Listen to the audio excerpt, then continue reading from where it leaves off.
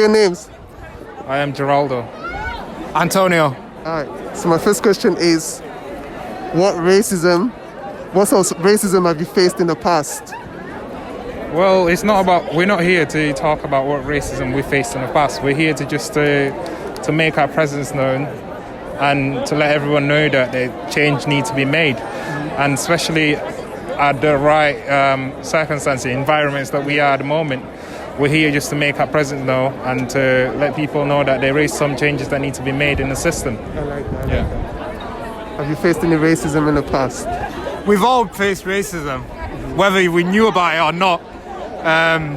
But at this point, it's sort of to make a stand now, not only for ourselves, but for our sisters, our cousins, our mothers, our aunties, our grandparents and whatnot, just to stand for them. When you're standing on the street, us black men, us young people, we're not putting our voices out there just for us. We've got to make sure that there's a load of people behind us that we have to stand up for. We're carrying them on our backs, and this is what we need to make this change for. Because if we don't stop it now, it is your daughters are going to suffer, your granddaughters, your nieces, all of them are going to suffer for this if we don't say stop now. I like that. So what can we do to turn the racism around? Listen, I think the first step is have the discussion. Get it out in the open. When you have the discussion, then you can talk about what steps you can take, both in your offices, if you work in retail, whatever it is that you work, with your friends, have the discussion, even with your parents, have that discussion. Get it all out in the air. And I think that's the first step. Linda. Tanaka. Okay, so my first question is, have you faced racism in the past? Yes. We were the first black family on my street. And I got called the M word by a little boy who was my age. And then that's when I realised that these people don't view black people as equals, and that it's going to be really hard growing up. Hey, where you going? Okay, that's You can't leave the video. What can we do to turn racism around? I think what we can do to turn racism around is looking at the school curriculum, the British school curriculum. You see a lot of the history that we're taught is whitewashed, and a lot of people are in denial about our history, and because of that, a lot of children here don't learn about British history and what happened, so they view history as like, oh, this great thing, or Britain colonising these other places was good because we're the superior race, all of that. But when you actually teach them the truth, they'll be able to accept it and do something about it because they're ashamed and embarrassed, so they won't want to carry on doing that. Thank you, man. Cheers. Sharika. Okay. Siobhana. All right. So the first question is, how can we turn racism around? Not being racist to people and just like coming together and just not judging people. Okay, that's good. What about you? I think we all just need to come together and just support each other. I think a lot of people think it's down to black people to turn racism around, but it's down to everyone. And then my last question is, what sort of racism have you faced in the past? By teachers in school, like just doing things to me that they won't do to others. Okay. What about you? I've had teachers tell me I wouldn't pass my exams. Did you pass? Yeah. Of course I did. Come on. What else? I've had people tell me I look like Lauryn Hill because I've got my afro out. It's always to do with my hair, how I speak. It's always the little things. But yeah, I haven't had any like hard racism to me, which is a good thing. Okay, that's good. All right, thank you very much, man. That's it. Cheers. Thank you, guys. What are your names? Josh. Anibu. Chris. All right, so the question is, what can we do to turn racism around? Well, the first thing we can do personally, right, we need to stick together as black people. Like, we need to come together. This hatred, this killing each other is the first way. As we stay strong together, that is the way to stop racism and bring us stronger together. You know what I mean? Like, I've been beat up. I've had, racial comments towards me. But, like, I never rise towards it. Because I know kept quiet this whole time. No. Like, no, obviously, I gave my, opinion about it. But, like, I didn't rise towards it, like, two wrongs don't make a right in it. Yeah. So I kind of, like, I was hurt by it. But at the same time, I didn't become one of the guys that, who would attack him.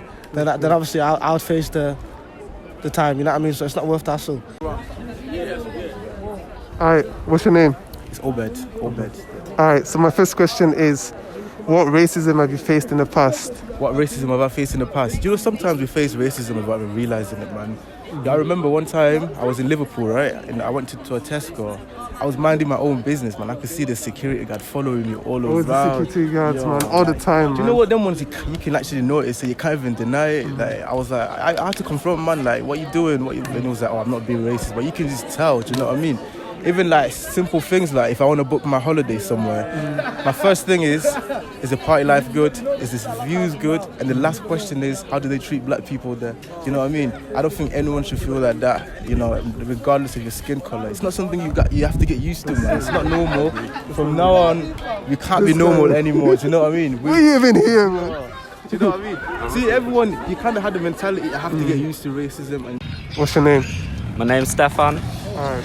So the first question is, how can we turn racism around? I think we've got to start with the education system personally. I think when you look at institutional racism, it covers a wide range. And for me, educating the youth, the next generation, about our dark history, about what my people have done, I think that needs to be taught. Too many kids, I've heard the analogy of comparing Henry VIII's wives, and it's true, so many kids will tell you how Henry VIII's wives have died, but they couldn't tell you the start and beginning of the slave trade. They couldn't tell you how much money has been made through the slave trade.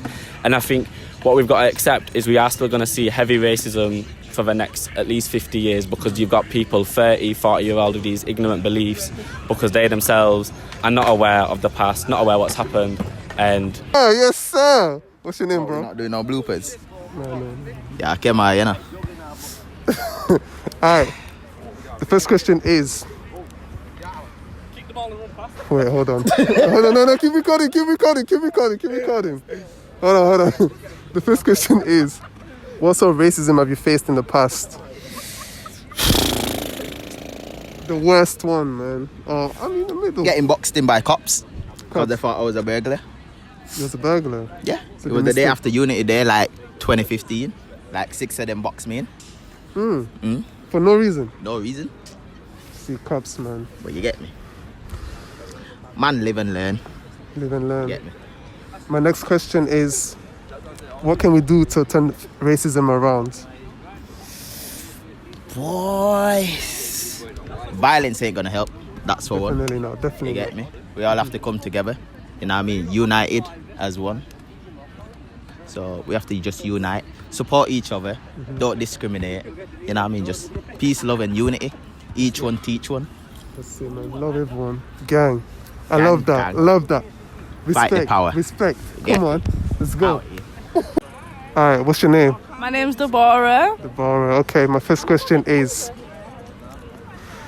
what kind of racism have you faced in the past? What kind of racism I faced? Well, I've faced quite a lot of racism. Tell me. Only recently, in the last college I went to, I was the only coloured person in the whole college, and I just hear a lot of questions that I feel like you already would know the answer to, but it was just like, I want to ask you this because you're black, and I feel like Was you it about could give me. Was it about your features? Yeah, actually, she asked me if I could get my hair in a bun. She asked me if I was born in a hospital because I told her I was born in Africa.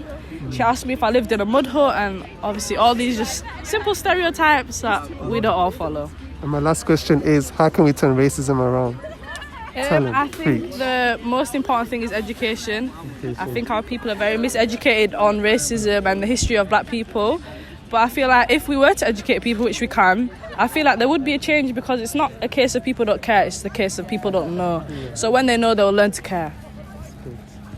You're a smart woman, man. We like that. Everyone praise this woman, man. Thank you. Okay, let's go.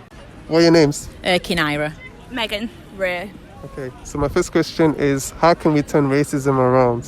I think it's just making everyone very aware of what's right and what's wrong, and then, you know, teaching kids from young that you can't really judge somebody on the colour of the skin or everything, but I think just making people aware.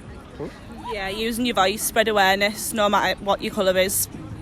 Keep spreading awareness. Changing the school curriculum. Okay. And then my last question is, like, obviously you guys are white. I'm half black. You mixed race? Yeah. Okay, sorry.